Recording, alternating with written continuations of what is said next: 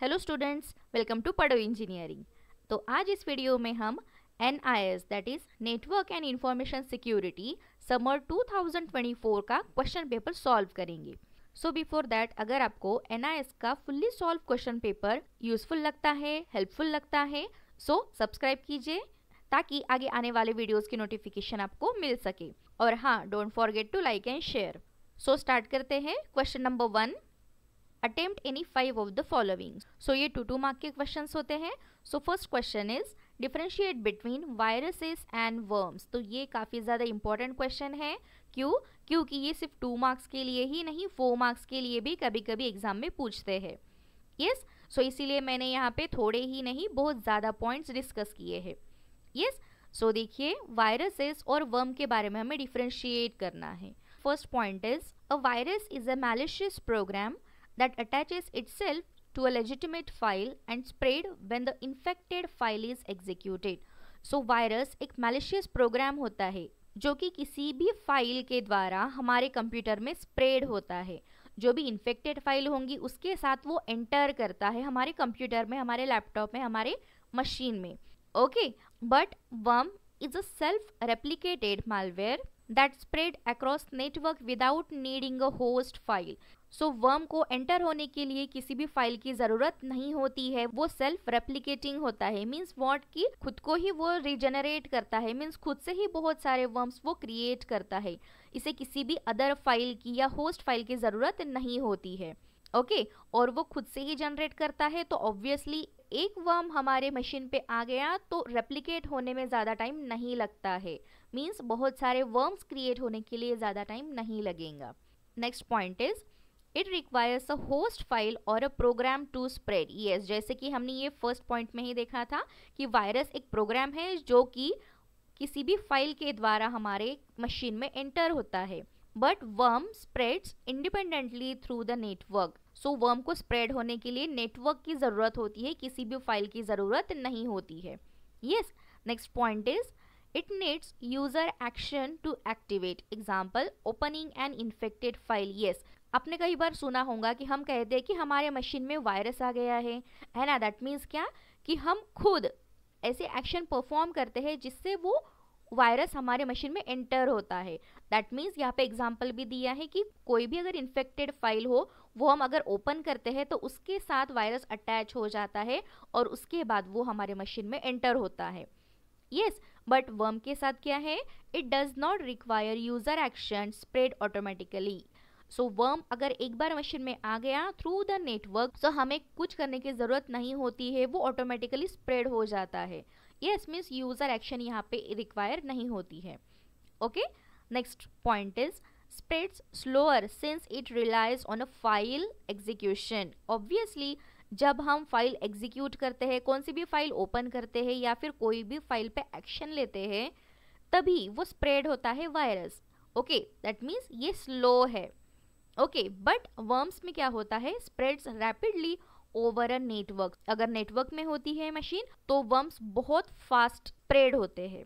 Next point is can corrupt or delete files and damage system functionality. Yes, so जब भी virus हमारे machine में enter होता है तब वो डिलीट करते हैं फाइल्स, मॉडिफाई करते हैं, कुछ कुछ फाइल्स डैमेज करते हैं, करप्ट होती है। तो ये सिस्टम फंक्शनैलिटी को काफ़ी हार्मफुल होता है वायरस से। यस, बट वर्म में क्या होता है? It consumes bandwidth, slows down network and can execute malicious payloads. So worms directly system functionality को डैमेज नहीं करते हैं, तो वो क्या करते हैं? वो अटैक करते हैं नेटवर्क रिलेटेड फंक्शनैलिटीज पे। यस, जैसे कि बैंडविड्थ क्या है, जो भी नेटवर्क की स्पीड है वो स्लो हो जाती है, फायरवॉल रिलेटेड इश्यूज आ जाते हैं। सो ये सब काम वर्म के एंटर होने के बाद होती है। Okay, next point is that is sixth point, the virus spreads at a comparatively slower pace than a worm. Obviously जैसे कि हमने ये फोर्थ पॉइंट में देखा है, स्लो होते हैं, है ना, मीन्स वो यूजर एक्शन पे डिपेंड होता है। But worm can quickly spread through a device and it can infect many devices और नेटवर्क क्विकली। ऑब्वियसली ये मैंने बोला था यहाँ पे, तो वर्म बहुत ही फास्ट स्प्रेड होते हैं और वो कोई भी डिवाइस को या फिर कोई भी नेटवर्क को इजीली डैमेज कर सकते हैं without user action. Yes, next point is the main purpose of a virus is to transform or modify the information. जो भी हमारी secure information होती है या फिर कोई भी फाइल या फिर कोई भी डेटा, इनको मॉडिफाई करते हैं, इनको डैमेज करते हैं वायरसेस. यस, बट वर्म में क्या होता है, the main aim of worm is to eat the system resources. जो भी सिस्टम रिलेटेड रिसोर्सेज है, जो भी रिसोर्सेज हमारे सिस्टम में मौजूद है या फिर सारे रिसोर्सेज जो भी अटैच है हमारे सिस्टम को, वो सारे डैमेज करने का काम वर्म्स करते हैं.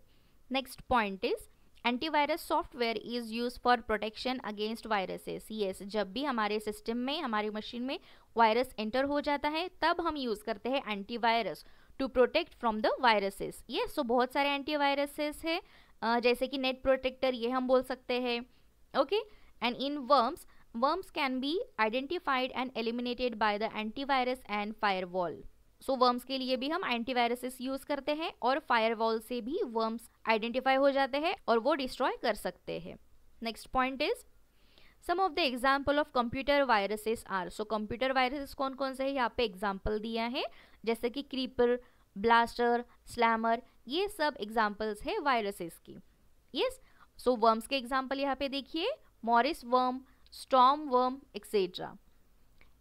And the last point is virus stands for vital information resources under siege. So बहुत सारे स्टूडेंट को ये पता नहीं होगा कि वायरस का भी एक फुल फॉर्म होता है. यस, सो ये मेन पॉइंट है, आप ध्यान में रख सकते हो.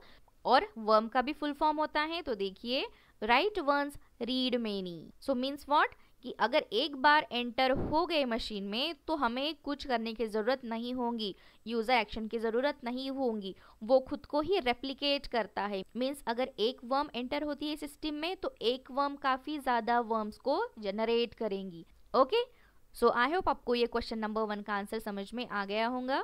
नेक्स्ट क्वेश्चन देखिए, state any 4 advantages of biometrics. So biometrics क्या होता है, इसके बारे में थोड़ा जान लेते हैं. ओके, सो देखिए यहाँ पे, सो बायोमेट्रिक ये काफ़ी ज़्यादा इंपॉर्टेंट क्वेश्चन है. सिर्फ एडवांटेजेस ही नहीं तो एप्लीकेशंस भी बहुत यूजफुल है.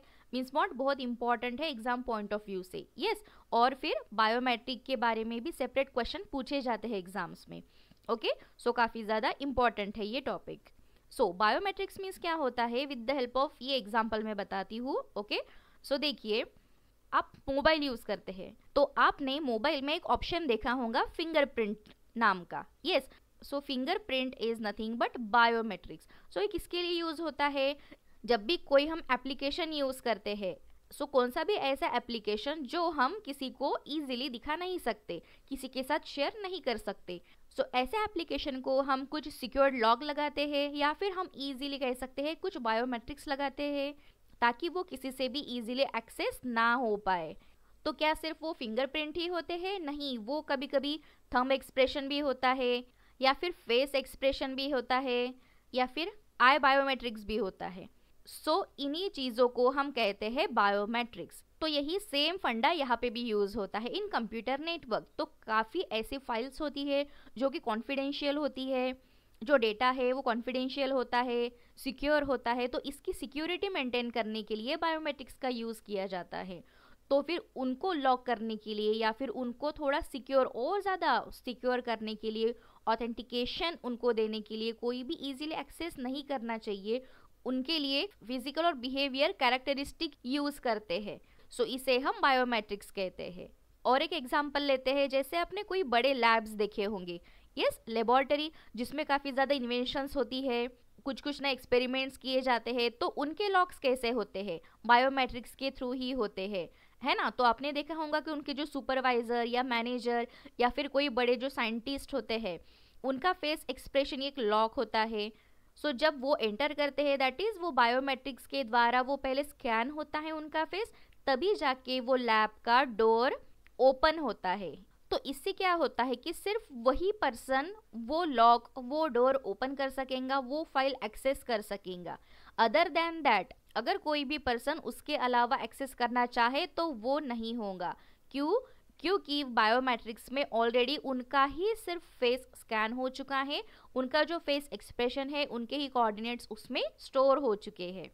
ओके, सो इससे क्या होगा, कोई भी इजीली एक्सेस नहीं कर पाएगा और डेटा हमारा सिक्योर रहेगा। Yes, so this is nothing but a biometrics. Yes, थोड़ा बहुत कॉन्सेप्ट तो समझ में आ गया होगा। सो आप यहाँ पे देख सकते हो बहुत सारे एग्जाम्पल्स मैंने आपको यहाँ पे शो किए हैं। ओके, तो अब आते हैं क्वेश्चन पे। तो हमें एडवांटेजेस बताने हैं बायोमेट्रिक्स के। यस, सो यहाँ पे 4 बोला है, तो देखिए फर्स्ट, convenience and efficiency. तो user do not need to remember password or carry cards.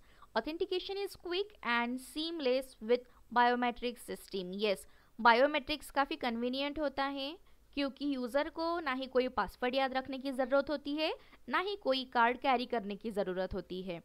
और एफिशिएंट कैसे कि जो ऑथेंटिकेशन होता है वो बहुत ही क्विक होता है और बहुत ही ईजी और सिंपल तरीके से होता है। Next is enhance security. जैसे कि मैंने जब बायोमेट्रिक्स एक्सप्लेन किया था तब आपको बताया था कि सिक्योरिटी यहाँ पे बहुत ज़्यादा होती है। क्यों? क्योंकि फिजिकल जो ट्रेट्स होते हैं, दैट इज फिजिकल जो कैरेक्टरिस्टिक होती है वो यूनिक होती है ना। जैसे कि यहाँ पे बोला है फिंगरप्रिंटिंग, फेशियल कोऑर्डिनेट्स होते हैं, वो तो यूनिक ही होंगे ईच एंड एवरी इंडिविजुअल के। ओके, सो वो रेप्लिकेट हम नहीं कर सकते हैं। कोई भी अगर थर्ड पार्टी भी अटैक करती भी है तो वो रेप्लिकेट नहीं होता है, वो काफ़ी डिफिकल्ट होता है, इसीलिए यहाँ पे सिक्योरिटी ज़्यादा होती है। Next, non transferable and reliable. जैसे कि यूज़र का पासवर्ड या फिर कोई भी आईडी या फिर कोई भी कार्ड ये लॉस्ट हो सकता है या फिर स्टील हो सकता है या फिर किसी को पासवर्ड दिया भी जा सकता है, बट बायोमेट्रिक्स में ऐसा नहीं होता है। क्यों? क्योंकि वो कोऑर्डिनेट्स ऑलरेडी हमारे सिस्टम में प्रेजेंट होते हैं, वो कोई भी कॉपी नहीं कर सकता है। जैसे कि मैंने यहाँ सेकंड पॉइंट में बोला था कि वो यूनिक होता है। ओके, सो वो जो कैरेक्टरिस्टिक है वो यूनिक होते हैं, तो ये ट्रांसफ़र नहीं होते हैं, ये कोई भी कॉपी नहीं कर सकते हैं, इसीलिए ये रिलायबल है। Next, that is last point is reduce fraud and identify theft. Obviously second point देखिए, सिक्योरिटी ज़्यादा है तो फ्रॉड तो रिड्यूस ही होंगे। जैसे कि मैंने बोला कि कोई भी थर्ड पार्टी अटैक भी करता है तो वो इजीली डिटेक्ट नहीं कर पाएगा सिक्योर डेटा और इजीली एक्सेस नहीं कर पाएगा ईच एंड एवरी सिस्टम में। सो आई होप आपको ये क्वेश्चन का आंसर समझ में आ गया होगा। Next question, explain the term cryptanalysis. So cryptanalysis नाम से ही पता चल गया होगा कि it is related to the cryptography. Yes, so cryptanalysis is a study and practice of analyzing and breaking cryptographic security system. तो बहुत ही इजी कॉन्सेप्ट है, एक स्टडी होती है या फिर प्रैक्टिस बोल सकते हैं जो कि एनालाइज करता है क्रिप्टोग्राफिक सिक्योरिटी सिस्टम और उसको ब्रेक करता है। तो वो कैसे करता है देखते हैं। So cryptanalysis is a field of studying a cryptographic system, learning to decipher and understand hidden messages without having the original decryption key। तो यही डेफिनेशन को with the help of example हम समझते हैं। यहाँ पे डायग्राम देखिए, ये क्रिप्टोग्राफी का एक रिप्रेजेंटेशन है, that is plain text first convert होता है साइफर टेक्स्ट में, then cipher text to again plain text. Yes, so plain text to cipher text जब होता है तब यूज होते हैं encryption. Yes, by using encryption की, यहाँ पे सीक्रेट की यूज होती है ना। और जब साइफर टेक्स्ट का कन्वर्जन होता है प्लेन टेक्स्ट में तब डिक्रिप्शन यूज होता है। यस, सो डिक्रिप्शन करते वक्त भी हमारे पास यूज होती है डिक्रिप्शन की, सीक्रेट की। ठीक है, ये तो सिंपल सा फंडा है क्रिप्टोग्राफी का। तो अब देखते हैं क्रिप्टोएनालिसिस क्या होता है। सो साइफर टेक्स्ट का कन्वर्जन करना डायरेक्टली प्लेन टेक्स्ट में विदाउट नोइंग एनी की। समझ में आ रहा है? जो भी साइफर टेक्स्ट होता है तो साइफर टेक्स्ट को हम क्या बोल सकते हैं, इनक्रिप्टेड टेक्स्ट भी बोल सकते हैं। तो ये जो इनक्रिप्टेड टेक्स्ट होता है वो डायरेक्टली कन्वर्ट करना प्लेन टेक्स्ट में विदाउट नोइंग एनी की। जबकि हमें पता है अगर प्लेन टेक्स्ट का कन्वर्जन साइफर टेक्स्ट में होता है तब भी हमें एक की चाहिए होती है, बट यहाँ पे की का कॉन्सेप्ट यूज नहीं करते हैं। सो ये होता है क्रिप्टोएनालिसिस। तो यहाँ पे देखते हैं, Cryptanalysis involve observing the properties of encrypted messages and discovering weaknesses and vulnerabilities in the encryption protocol that can be exploited to reveal the original content। So cryptanalysis में जो भी properties होती है encrypted message की वो observe यहाँ पे की जाती है, और जो भी vulnerabilities है या फिर कोई भी weaknesses है यहाँ पे that is encryption algorithms में वो फाइंड आउट किए जाते हैं, वो डिस्कवर किए जाते हैं और उस पर फिर स्टडी होती है, एनालिसिस होता है। सो इसे हम कहते हैं क्रिप्टोएनालिसिस। सो सिंपल सा फंडा है, इसे मैं पहले इरेज कर देती हूँ। जो भी साइफर टेक्स्ट होता है उससे हम प्लेन टेक्स्ट कैसे क्रिएट करते हैं विदाउट नोइंग एनी की, एनी सीक्रेट की। सो इसे हम कहते हैं क्रिप्टोनालिसिस। और फिर इंक्रिप्शन अल्गोरिदम्स यूज होते हैं या फिर इंक्रिप्शन प्रोटोकॉल्स यहाँ पे यूज होते हैं। सो उनका ऑब्जर्वेशन किया जाता है और weaknesses and vulnerabilities find out होती है और फिर उसके बाद उस पर एनालिसिस किया जाता है। तो वो एनालिसिस को हम बोलते हैं क्रिप्टोनालिसिस। ओके, आई होप आपको ये कॉन्सेप्ट समझ में आ गया होगा। तो क्रिप्टोनालिसिस करते वक्त कुछ अटैक्स होते हैं, उनकी लिस्ट यहाँ पे दी है, तो देखिए। First is cipher text only, means what, attacker only has access to encrypted message. So यहाँ पे देखिए ये अटैकर है। सो अटैकर क्या करेगा, सिर्फ इनक्रिप्टेड मैसेज को ही अटैक करेगा, that means cipher text. So attacker के पास ओनली साइफर टेक्स्ट होता है और उसी पे अटैक करके वो फिर प्लेन टेक्स्ट को एक्सेस करता है विदाउट नोइंग एनी की, ठीक है, उसके पास की नहीं होती है।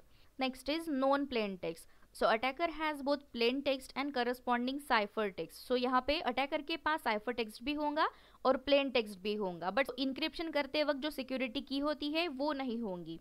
यस, सो इससे भी अटैक हो सकता है। Next, chosen plain text. So attacker can obtain the ciphertext of a chosen plain text. अब थर्ड केस में सिर्फ प्लेन टेक्स्ट है अटैकर के पास, यस, साइफर टेक्स्ट नहीं है। सो इस टाइप में भी अटैकर अटैक कर सकता है। Next, fourth one is chosen cipher text only. Attacker has cipher text together with decrypted plain text with secret key. अब यहाँ पे देखिए cipher text, decrypted plain text plus security key. सो ये अटैकर के पास होंगे, सो इससे भी अटैक हो सकता है।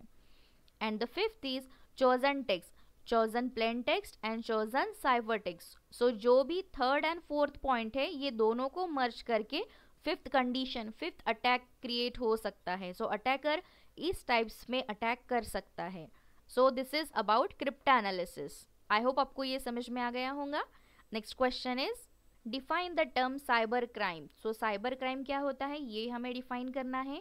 Cyber crime refers to illegal action using computers और the internet. Obviously cyber crime, cyber means what कि it is related to computer, internet, network. So इसके रिलेटेड जो क्राइम्स होते हैं उसे हम साइबर क्राइम कहते हैं। सो क्राइम मीन्स व्हाट, इलीगल कोई भी एक्शन जो लीगली परफॉर्म नहीं की जाती है, जैसे कि कोई भी डेटा है वो स्टील करना, कोई भी इलीगल एक्शन परफॉर्म करना, तो ये सारे क्राइम्स होते हैं।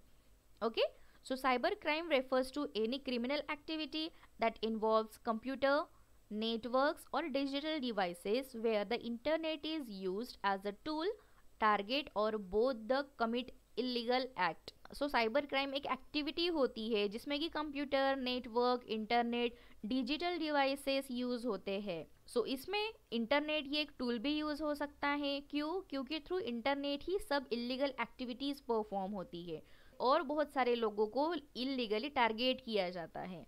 सो इसे कहते हैं cyber crime.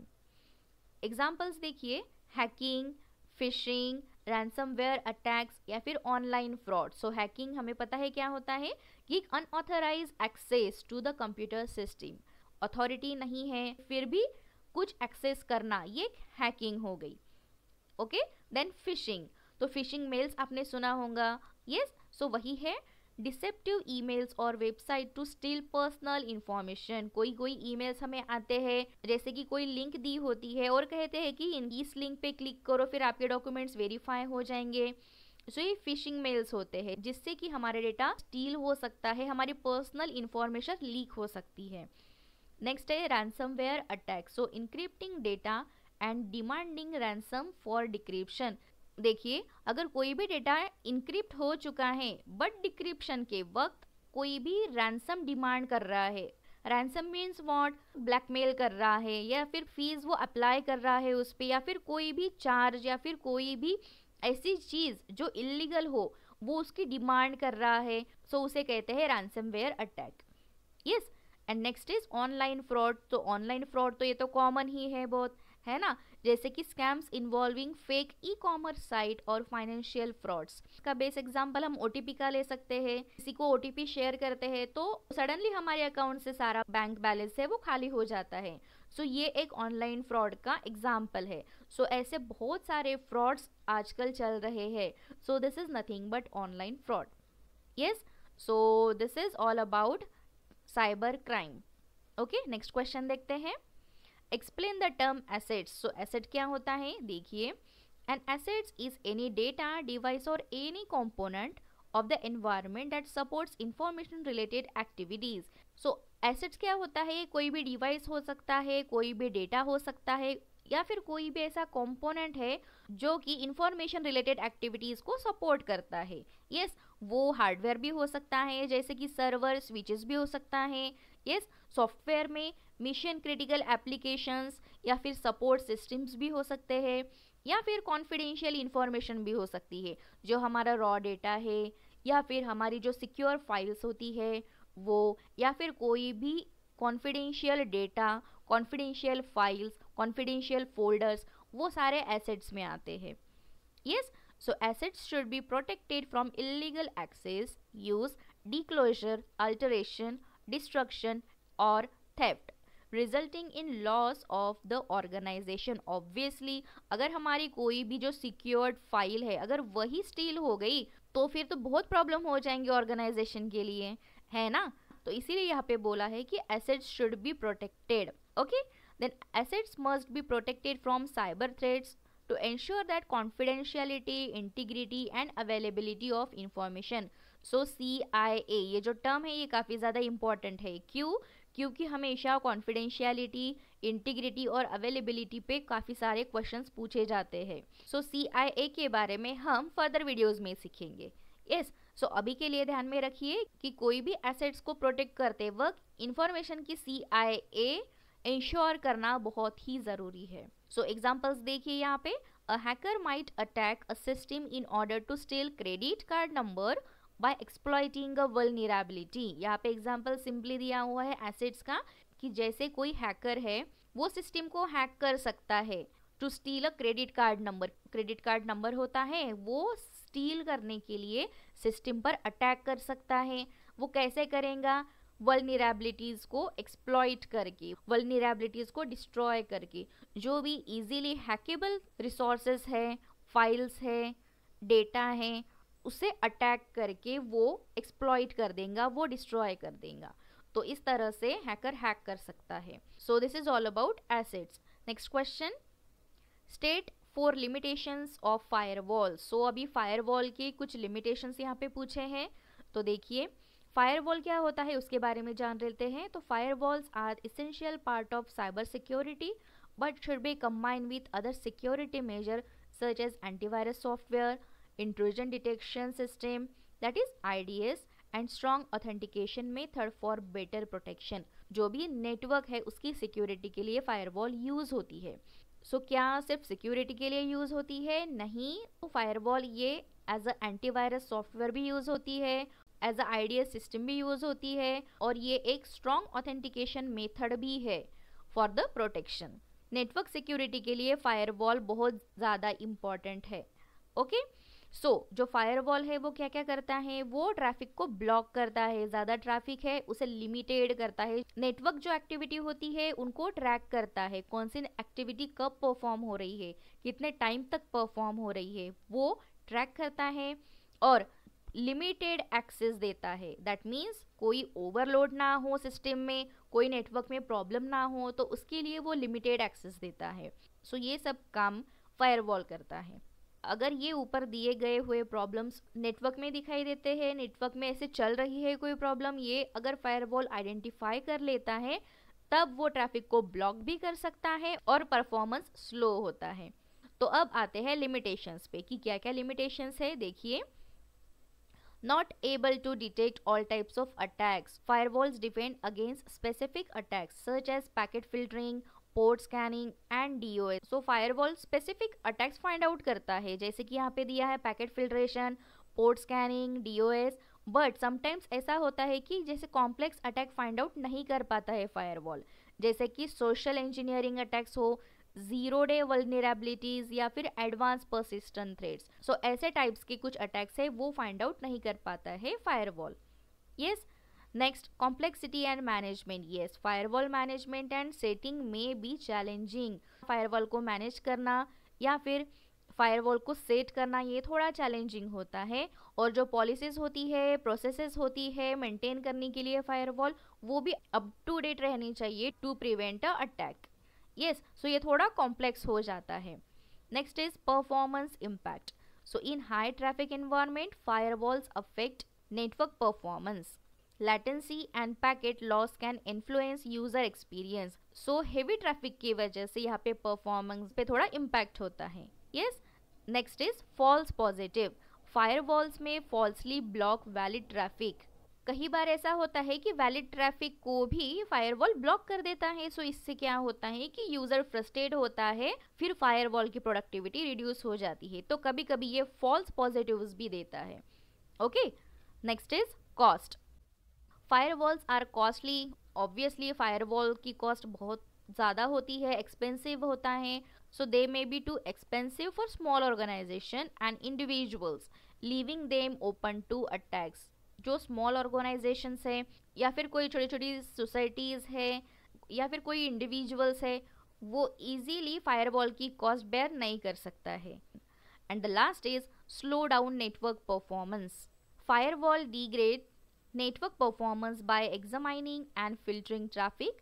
This is particularly problematic in high traffic areas with plenty of data transit. Firewall का काम ही क्या है? Examine करना and filter करना ट्रैफिक को। तो वो unnecessary ट्रैफिक भी फिल्टर करता है, तो उससे क्या होता है? नेटवर्क परफॉर्मेंस स्लो होता है। तो आई होप आपको ये क्वेश्चन का आंसर समझ में आ गया होगा। Yes, and the last question that is G question, explain working of Kerberos in short. तो इस क्वेश्चन का आंसर आप इस वीडियो में देख सकते हो। तो अब आप पूछोगे कि मैम आपने यहाँ पे इसका आंसर क्यों एक्सप्लेन नहीं किया? तो बताती हूँ, क्योंकि ये सिर्फ 2 मार्क्स का क्वेश्चन था। सिर्फ 2 मार्क्स के लिए ही क्वेश्चन यहाँ पे पूछा नहीं जाता है कर्बेरोस पे, कभी कभी 4 मार्क्स के लिए भी क्वेश्चन पूछते हैं। सो उसके लिए फिर आपको एडवांटेजेस, लिमिटेशंस, एप्लीकेशन तो लिखना ज़रूरी है ना। ये खुद में ही यूनिक टॉपिक है। यूनिक मीन्स एक सेपरेट टॉपिक है, और इसके बारे में थोड़ी ज़्यादा इन्फॉर्मेशन हमें चाहिए होती है ना। तो आप इस वीडियो में कर्बेरोस का पूरा टॉपिक पढ़ सकते हो। तो इसमें मैंने बहुत अच्छे से एक्सप्लेन किया है कि कर्बेरोस क्या होता है, एप्लीकेशंस क्या है, एडवांटेजेस क्या है, और बहुत सारी इन्फॉर्मेशन मैंने इस एक वीडियो में ही एक्सप्लेन कर दी है। तो ये वीडियो काफ़ी हेल्पफुल होगा आपको इस क्वेश्चन का आंसर लिखने में। तो इसीलिए मैंने पूरे कर्बेरोस की इन्फॉर्मेशन इस एक वीडियो में दे दी है। तो मैं सजेस्ट करूंगी कि डेफिनेटली आप वो वीडियो रेफर कीजिए। बहुत ही इजी लैंग्वेज में विथ डायग्राम मैंने वहाँ पे एक्सप्लेन किया है। ओके, और बहुत इजीली आपको अंडरस्टैंड हो जाएगा।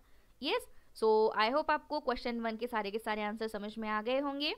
सो मिलते हैं नेक्स्ट क्लास में। Till then take care, bye bye, happy learning, keep learning.